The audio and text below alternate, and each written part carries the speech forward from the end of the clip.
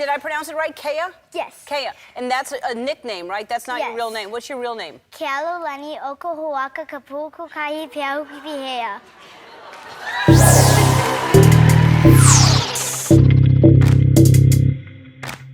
Ellen Degeneres is a talk show host, comedian, humanitarian, animals rights activist, and more. It's hard to get by these days without knowing who Ellen is. Born in Louisiana in 1958, Ellen began her career as an entertainer by performing stand-up comedy at small venues. And by 1981, she was the master of ceremonies at Clyde's Comedy Club in New Orleans. By 1984, she was named Funniest Person in America. If you love the video, tap the like button. And if you want more content like this, then be kind and hit subscribe. In 1993, she had her own television show and had done multiple stand-up performances over her budding career, and it seemed only to be growing. However, that doesn't mean there hasn't been heartache in her time. In April 1997, Ellen came out as gay to the world on the Oprah Winfrey Show. I'm going to be real with you. That took real guts and conviction, but the world wasn't ready for this bombshell, and after the following season, with pressure from advertisers, her own studio, and declining viewers, Ellen was canceled. It took her 3 years to get back on TV. She returned in 2001 with The Ellen Show on CBS, but it only lasted 13 episodes. And finally, in 2003, she launched The Ellen Degeneres Show, which is still running today. So Ellen starts this show, right? And this one was fixing to be an absolute success thanks to the general attitude towards the LGBT community, and it had improved. And this marks a huge turning point in her career and her life as she began to build her brand anew. Backed by her production company, A Very Good Production, the Ellen Degeneres Show didn't start modest, and thanks to her past in entertainment, she came out swinging, getting high-profile guest stars on board right out of the gate. Ellen isn't like most stars who write some music and live off royalties or star in a couple of movies and retire on a big paycheck.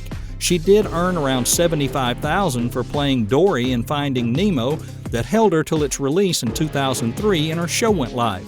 It appears Ellen worked quite hard at her public image, always smiling, always listening, always nice to fans. She's built an incredible rapport with her studio audience over the years, to the point where she gave every member of the audience a 4K widescreen TV.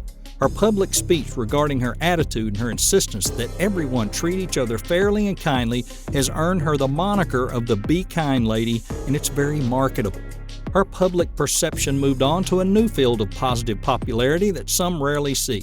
Becoming a big name to the general public and other companies, Ellen became a spokesperson for many successful and well-known brands like JCPenney, Vitamin Water, CoverGirl, American Express, and more, earning her hundreds of thousands of dollars. She has a lifestyle brand called Ed by Ellen, where her company sells everything from shoes to sweaters to couches and coffee tables, all with her seal of approval for hundreds to thousands of dollars. She recently did a Netflix special and became the highest paid female comedian on the platform, gaining her a further $20 million. In 2018, Forbes estimated her yearly income to be $87.5 million. I would be happy with ice lolly and a pat on the back, if you can imagine. Not all her ventures were a complete success, though, mind you. Her record label, 1111, is now defunct after signing only 3 acts. Ellen's total net worth in 2020 is estimated to be around $400 million, and she spends her money in an interesting way too. Rarely spends a large amount of it without seeing a profit shortly after. Curious as to how she does that? Well, let me show you. She's a shrewd businesswoman. One of her preferred methods of money-making is flipping houses. That means she'll purchase a house, she'll make additions or renovations, and then sell it for profit. And she's rather good at it. In 2007, she purchased a $29 million Coldwater Canyon home. She constructed luxury additions to the property like tennis courts, a pool, a gym, and more. And radio personality Ryan Seacrest purchased the home from her for $37 million. And after the cost of the additions, that's an $8 million profit. Not bad. Not all of these purchases are a success, though. In 2014, she nabbed a Beverly West condo for $13 million, actually 2 of them, and after renovating the units, she sold them for less than she spent, with a $1.15 million loss. Well, that's after what it costs to renovate. Although losing over $1 million might be tough for you and me, it's just a drop in the ocean compared to her vast wealth. When Ellen isn't adding to her impressive real estate portfolio, she spends a handsome sum on cars. Although mostly seen in a Porsche, she has appreciation for other automobiles too. She's been spotted in a Ferrari California, which cost upwards of $200,000. She's got a Porsche Targa 4S, and they start around $124,300, and a Porsche Cayenne, which is about $57,000. Even the renowned and universally well-received Porsche 911 Carrera S, and it's worth around $85,000. It's not all cars for travel. Despite a mild fear of flying, Ellen has been known to spend upwards of $8,000 an hour chartering private jets for easier travel. Ellen follows the trend on purchasing watches and has a strong preference for the Rolex brand, with purchases like the vintage Rolex Daytona. Originally used to keep time at races, this stylish piece set her back a cool $750,000. She also has a Rolex Oyster Perpetual Day Date worth around $50,000. Not one to be Rolex exclusive though, she has watches like the Petit Philippe Aquanaut Travel, which is worth about $36,400. But like many, it's not all watches and cars. She purchases some unique items for her many houses. She spent $55,000 on special edition ping pong tables. Also earning the title of Ellen Degeneres, her philanthropic deeds are well known. Over her 13-year course, she's donated around $50 million to various charities and supports more than 50 charities herself.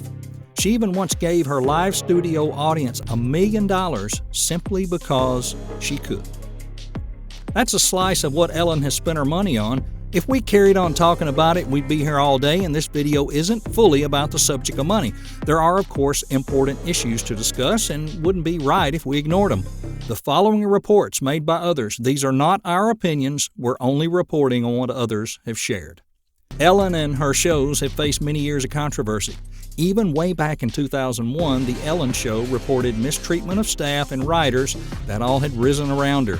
Even during the writer strike of 07 and 08, it was reported she simply ignored her writers and walked right past the picket line to continue on with the show.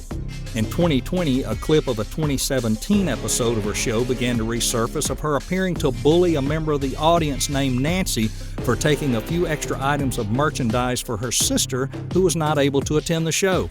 Ellen received negative attention in regards to her character this year when a YouTuber by the name of Nikki Tutorials spoke out against her, saying there was a big difference between the show and Ellen Degeneres, specifying that the way she presented herself on stage was far nicer than in person.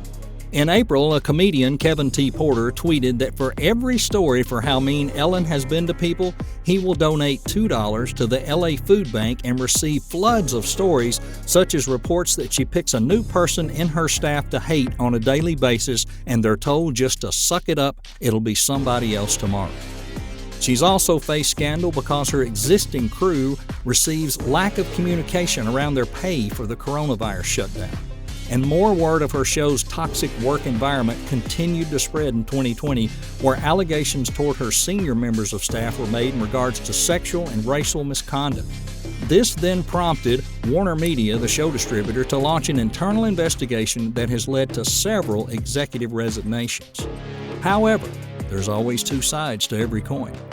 Around August, the hashtag #IStandByEllen was popularized by her wife, Portia Rossi, and a few fellow A-listers like Ashton Kutcher, Katy Perry, Kevin Hart all claimed that Ellen only treated them with respect and love. She's also received an outcry of support from her viewers who beg her to stay strong and endure.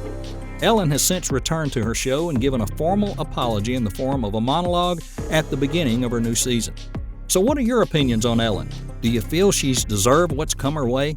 Let us know down in the comments below.